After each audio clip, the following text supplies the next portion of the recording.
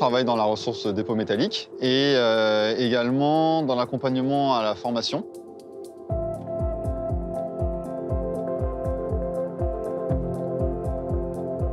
Le cœur de métier, ça va être de s'occuper des équipements, de faire en sorte que le matériel soit en état de fonctionner, accompagner les utilisateurs sur le process, former les utilisateurs pour qu'ils puissent utiliser les équipements.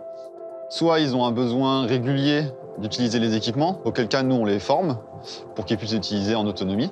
Soit ils ont des besoins ponctuels et donc ils nous donnent leur échantillon et c'est nous qui procédons aux opérations. C'est vraiment du dialogue au quotidien, justement, pour savoir de quoi ils ont besoin, quel type de métal ils veulent déposer, quelles épaisseurs, quelle est la visée scientifique derrière, pour savoir quel équipement on va favoriser par rapport à un autre. Derrière, on peut être amené à faire remonter un besoin de recherche au niveau des investissements, par exemple, et donc soit dédier un équipement qu'on a déjà à une nouvelle application, soit envisager l'achat d'un nouvel équipement pour une application spécifique. C'est un environnement très particulier, la salle blanche. Il y a des interactions permanentes entre le personnel technique, qui est là en support à la recherche, et les chercheurs, les doctorants, les étudiants qui viennent utiliser nos infrastructures et nos équipements en salle blanche. C'est un endroit très bruyant, la salle blanche, très lumineux. Donc c'est vrai que quand on passe 8 heures en salle blanche dans la journée, on ressort, on est bien fatigué, ouais. On a des maintenances qui sont prévues sur les machines, notamment en dépôt métallique. On sait que tous les vendredis, on va forcément nettoyer ou faire la maintenance d'au moins un équipement. Les équipements, ils sont de toute façon toujours capricieux. Donc c'est à nous de nous adapter à l'équipement et d'aller parfois effectivement douiller 2-3 petites choses pour que soit le fonctionnement soit meilleur, soit la maintenance soit plus aisée.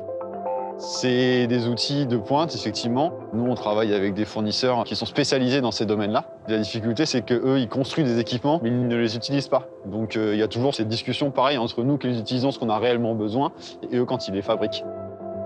Moi qui m'occupe aussi des travaux pratiques, je dois vérifier que les travaux pratiques se déroulent correctement. Donc, je passe aussi pas mal de temps en salle blanche sur cet aspect-là. On reçoit au laboratoire des étudiants de l'université Paris-Saclay, notamment. Ce que je trouve valorisant, c'est de participer à l'initiation en micro-nanotechnologie des nouvelles générations d'étudiants.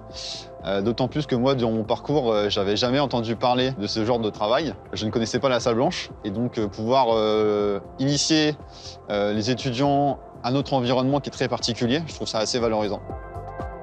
C'est vraiment une évolution permanente, la recherche. Et, même si on a des process qui sont définis spécifiquement, il y a toujours des choses qui évoluent dans notre travail.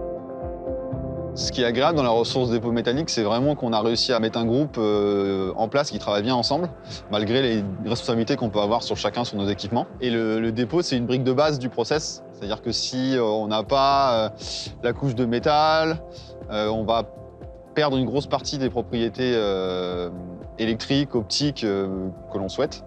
Et donc du coup, ça nous permet de croiser énormément de personnes. Il y a beaucoup de personnes qui utilisent cette ressource sur des projets assez variés. Ça va de la physique fondamentale à des applications biologiques concrètes.